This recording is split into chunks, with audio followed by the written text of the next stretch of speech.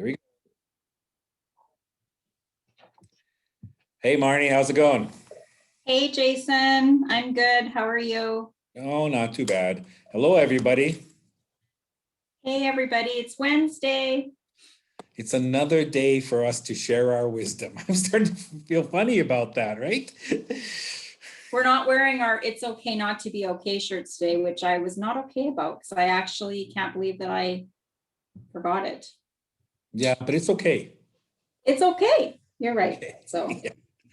So today's topic is really kind of about us sort of beginning that process of, I guess, maybe a little self-assessment or kind of understanding where we are, because I think it's important that we know um, kind of where things are going. And so I really like this quote that's kind of behind me, that mental health needs more sunlight, needs more candor, but it also needs those unashamed conversations.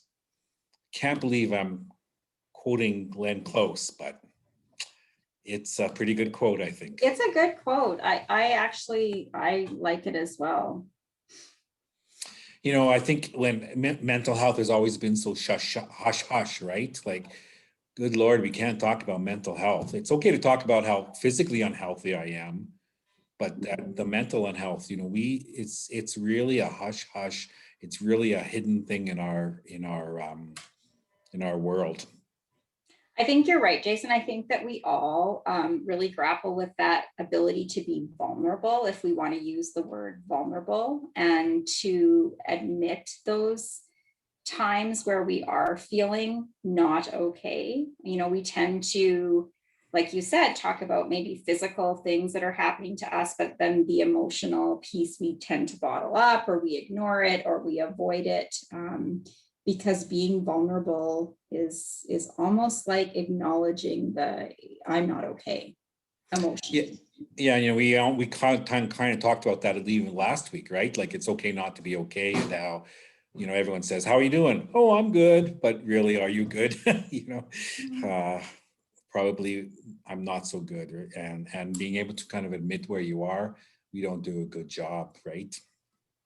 And I don't know why we are so hesitant to be vulnerable, or to be able to say, like, emotionally, I'm struggling, I need support, because we are so more willing to seek support if we have some sort of physical ailment, right? But if emotionally we're struggling, we tend to just kind of camouflage that with no, I'm good, or push it down. And yet, if you allow yourself to embrace your vulnerability, you're actually, in the end, that's a strength. I think we need to see that as a strength and not a weakness.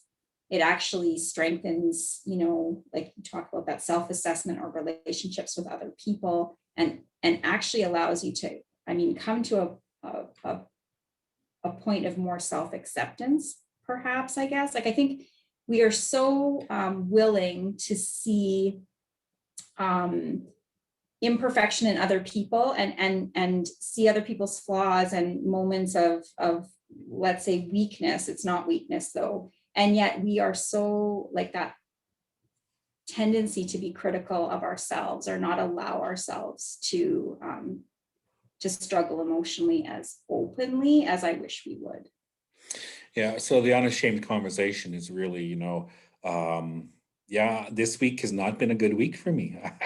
I've been really, really anxious. It's like I got a plan of when I'm going to go to work, and you can't go to work, and it's like, nope, this kind of stuff is hitting the fan, and this is what you have to deal with. And so you're kind of bombarded with crisis after crisis, not so much crisis, but really having to deal with stuff, and just the whole COVID thing coming back again. And, Well, it never left, actually. It never left. I know, you're right. So COVID reemerging in some people's minds. Right. Schools have settled in, and so the honeymoon's kind of over, and things are popping up, and it's just kind of a whirlwind. And when I'm in a whirlwind, that's when my anxiety really escalates.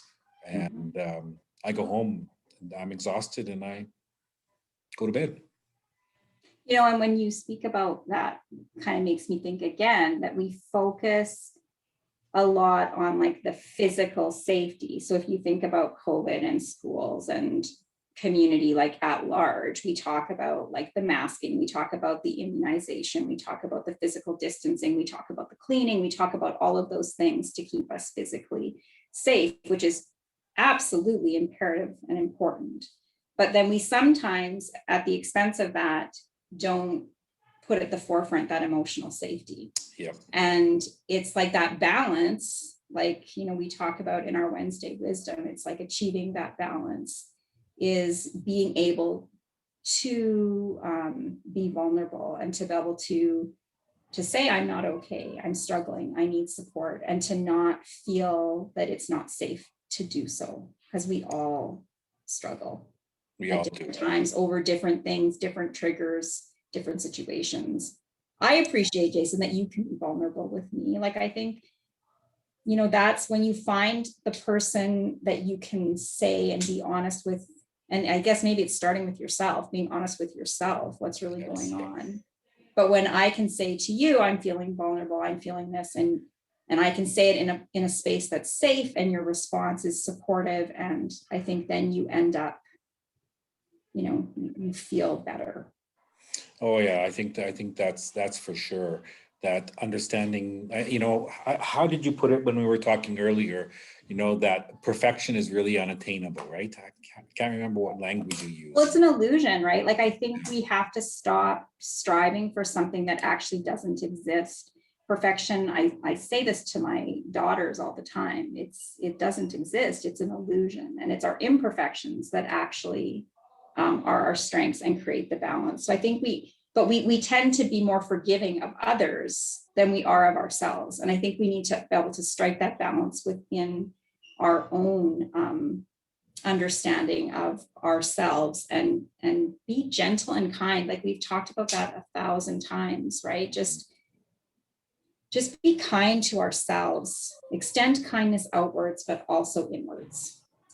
Yeah, that's so important. And I think that's just a great starting point for us, as we maybe look at more mental wellness and some strategies and stuff we can do, in our future conversations, but needing to understand where we are right now, and knowing that tomorrow's going to be I need to understand where I'm at tomorrow too, because it does change, daily, hourly, weekly, and being aware that, that I need to do some of that self-assessment as we move along is really important. Yeah. And honest self-assessment, right? Like, I think we need to really honestly reflect on what is going on emotionally. And often our emotional is seen within the physical kind of symptoms that come with that emotional turmoil that's that many of us are facing right now. And I think it's okay to admit that it's okay. And I mean, it sounds so simple, but it truly, that phrase of "it's okay not to be okay" has been freeing for me as well, to be able to say that's okay. Like, we're not always good. Yeah. So we hope you have an unashamed conversation with either yourself or someone you care about, and recognize that mental health is a journey and it's a continuum, and we're not striving for this illusion of what perfection is, but we're striving for balance of where we are, right? Embrace your imperfections, everybody. We all need to do more of that, for sure. Awesome. Have a good week, everybody. You too. See you later. Bye. Bye.